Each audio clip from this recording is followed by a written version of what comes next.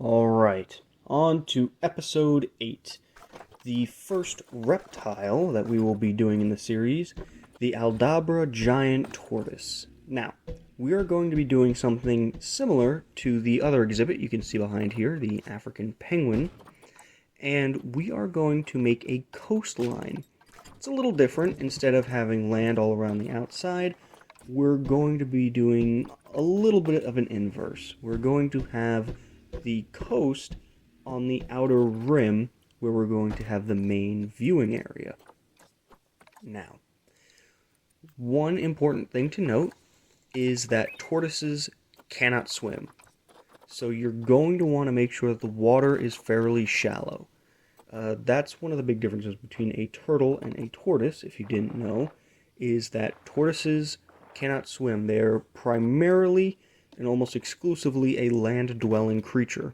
So you really want to be careful with that. Now, the reason we're doing a coast, besides the fact that, it's going to look good, is they are from the island nation of Seychelles, specifically the island of Aldabra. Now, there's several different islands in Seychelles, and other islands have other giant tortoise species. However, this is the most famous of them all. Now, what I'm doing right now is I am going to be making a little center stone piece so that the tortoise has the ability to get out of the way, hide, and make it more appealing than just having a flat area right in the center of the exhibit. It gives it more life. And using a combination of the mossy tropical stone and the standard tropical stone will give it a more lively look. And of course, adding this specific tree with the bright flowers on it will also give it a nice appealing look. Now, back to the tortoise itself. So, one of the things that I would like to note is actually more about their location that they live in. While Seychelles is a tropical nation, it would be more fitting if they allowed grassland options for the exhibits. And one of the big reasons is because they make something called tortoise turf. Now, what that means is they will actively eat plants at a certain height, and that will lower the average foliage cover all over their respected area. Now, they're not the only animal to do this.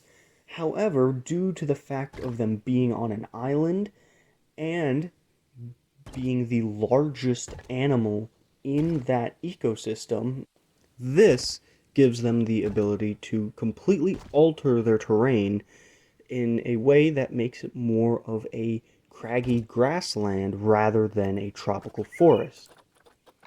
Now, this doesn't entirely mean that they are beholden to grasslands, because they make their own grasslands, and other animals, like I said, do this, like the elephant, being able to knock over certain trees and make it a much more flat and open area.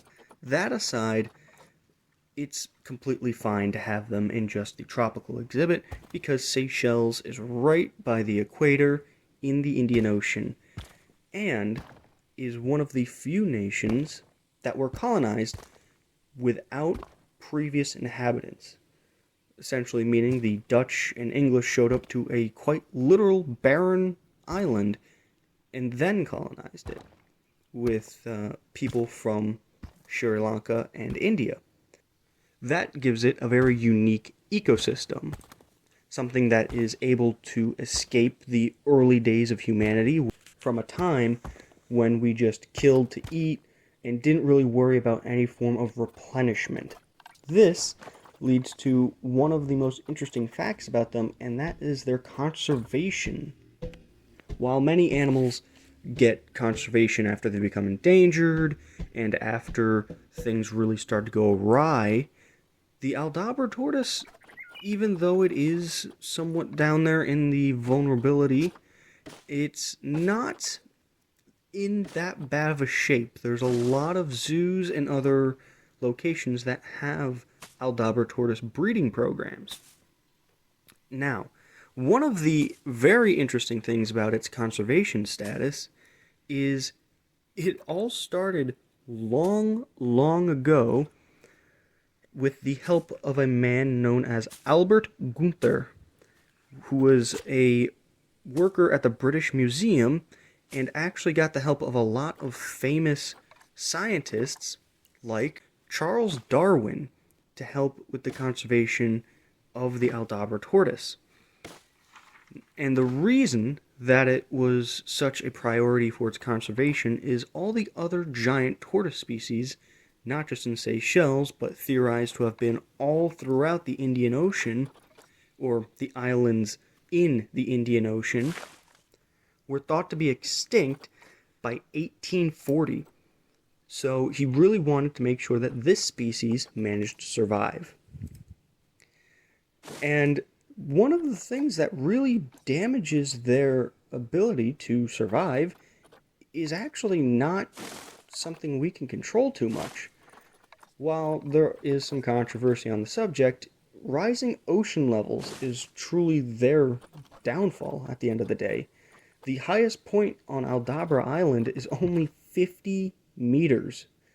That is very low, and as the tides rise, there's just going to be less of an island for them to live on. While we don't have too much control over the rising sea levels, because, at least if I can have a little bit of an opinion, the oceans are going to rise, the plant's going to get warmer. That's just a fact of the world, and all we do, truly, is speed it up. But at the end of the day, that island is slowly sinking, and we have to enjoy these animals while we can. Now, before we get further into this, I would like to note I'm currently putting a divot into the ground, and that's where we're going to have their sleeping area. I'm going to put a little stone right above it so that it has some cover, but this is also in tandem with a little attribute of theirs where they actually will enjoy wallowing in the mud, as many animals do, and they will actually make tiny little marshlands all across the island in this act of mud bathing. In my research, I found that there are absolutely tons of breeding movements in places in Africa, Asia, and one of the big ones that I saw was in Canada, of all places. So, don't worry, we're not losing these tortoises, I guarantee that. And even if, for some reason, they stopped breeding, they live so long that our grandchildren are still going to see the ones that exist right now. So the average life is well over 150 years, depending on the sex, can actually vary how long they live. There is an estimate that the females don't live quite as long as the males, but that's mostly due to the fact that males grow bigger and stronger comparatively. Females only reach about 250 pounds, and the males 500 pounds. They're literally twice as large in every aspect. Now, it is also contested that the oldest living tortoise is an Aldabra giant tortoise, his name being Jonathan, at 192 years old, and he's still alive. There is a tortoise that is currently so old, it was born 30 years before the start of the American Civil War.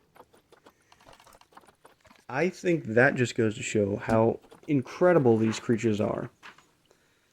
Now, a little bit of information here when it comes to our exhibit. I wanted to make a boardwalk that comes right out to the front, and I feel like actually the railing that is given to us is a perfect look for what I want here.